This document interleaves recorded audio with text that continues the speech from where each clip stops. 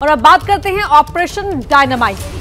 28 अगस्त को Supertech builder के 2 टावरों को विस्फोट कर गिरा दिया जाएगा। अपने आप में यह घटना अनोखी घटना होगी, क्योंकि ऐसी घटनाओं में इंजीनियरिंग की परीक्षा होती है। आपको जानकर हैरानी होगी कि इसे दुनिया के 5 बड़े मानवीय विस्फोटों में से एक माना जा रहा है। देश विदेश के बहुत से एक्सपर्ट्स की नजर भी इस ट्विन टावर ब्लास्ट पर है।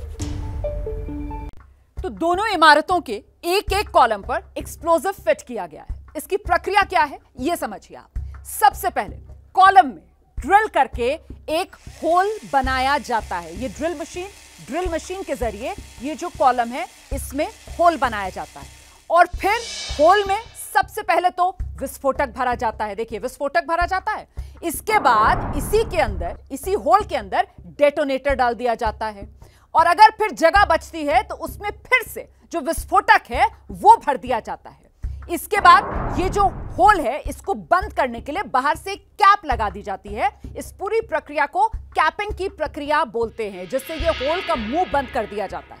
अच्छा, एक पिलर जो है उसमें 4 से 5 होल्स किए गए और हर होल में 40 से लेकर 120 ग्राम तक जो एक्सप्लोजिव है, जो विस्फोटक है, वो भरा गया है।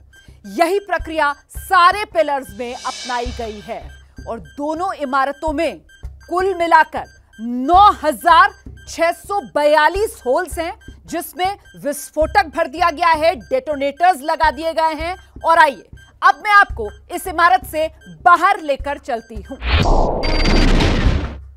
तो अब हम ट्विन टावर के ठीक सामने आकर खड़े हो गए हैं, जहां से ये जो ब्लास्ट की प्रक्रिया है इसको अंजाम दिया जाएगा। अब जो शुरुआती 4 सेकंड है उसमें होगा क्या? प्राइमरी फ्लोर पर ब्लास्ट किया जाएगा। प्राइमरी फ्लोर यानी जिसमें ये पूरा काले रंग का कपड़ा बंधा हुआ आप देख रहे हैं, यही प्राइमरी फ्लोर है और इस फ्लोर में 100% कॉलम्स पर विस्फोटक जो है वो लगाया गया है। और जिसमें आपको ये आधा बंधा हुआ कपड़ा दिख रहा है ये है सेकेंडरी फ्लोर। इसके 60% कॉलम्स पर एक्सप्लोजिव लगाया गया है। ऊपर जो हमने डेटोनेटर के तार आपको दिखाए थे वो सारे के सारे तार यहां पर आकर जुड़ रहे हैं। ऐसे करीब 20,000 डेटोनेटर्स के तार, बिल्डिंग से फासला जो है वो करीब 100 मीटर का इस सेंट्रलाइज सिस्टम का, जिससे ये तार कनेक्टेड, यहीं से एक ट्रिगर दबेगा और फिर ब्लास्ट हो जाएगा।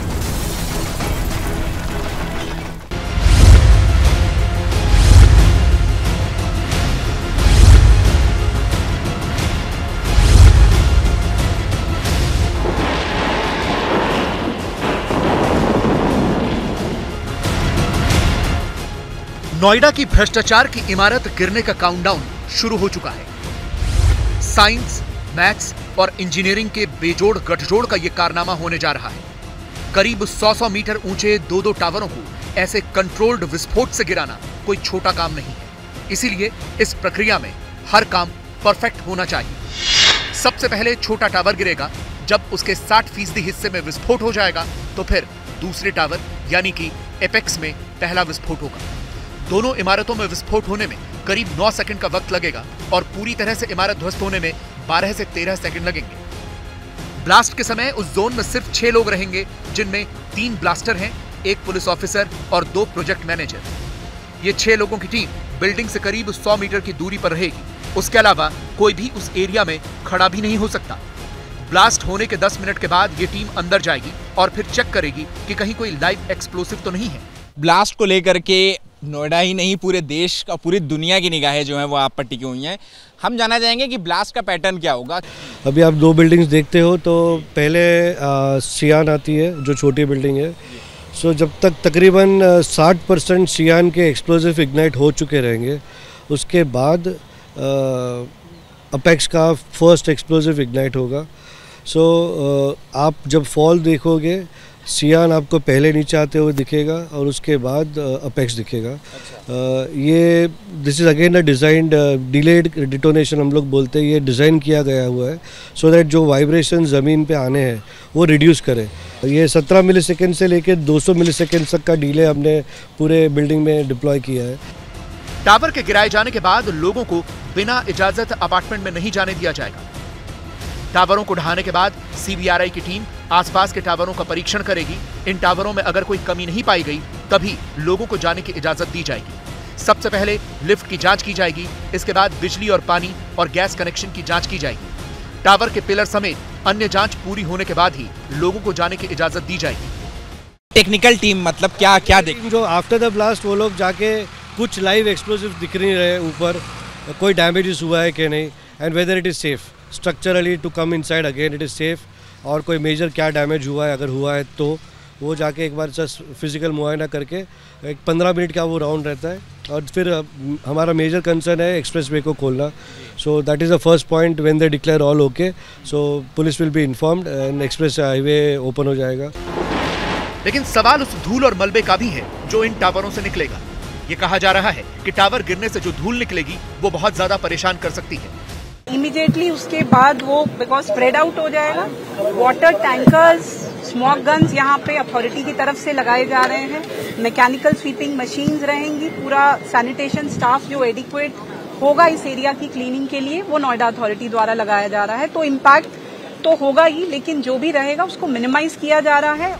अनुमान है कि 50 से 80 हजार टन मलबा यहाँ से निकल सकता है, जिसे पूरी तरह से हटने में कम से कम 3 महीने का समय लग सकता है। कितना टाइम लगेगा आप लोगों को ये डिब्रीज हटाने में, ये मलबा हटाने में? अप्रोक्सीमेट 3 महीना is what we estimate, but it all depends हमको कैसे काम करने मिलता है। हमने सोसाइटी से ऑलरेडी बात कर चुके हैं, जितना उनका सपोर्ट हमको रहेगा, बिकॉज परेशानी रहेगी, आवाज़ की परेशानी 100% रहेगी, सो उनका सपोर्ट होगा तो हम जितना जल्दी कर सके। जैसे ही घड़ी का काटा दोपहर 2:30 पे आए, बबीता जी का दिल सास बहू साजिश के लिए मचल जाए। और ये है इनकी बहू, पूरे दिन ऑफिस की टेंशन हो जाए गॉन जब ये करें अपना फेवरेट शो फ्री टाइम पे ऑन।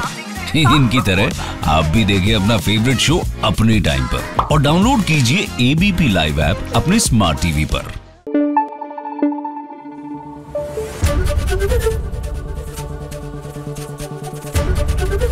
एबीपी न्यूज आपको रखे आगे।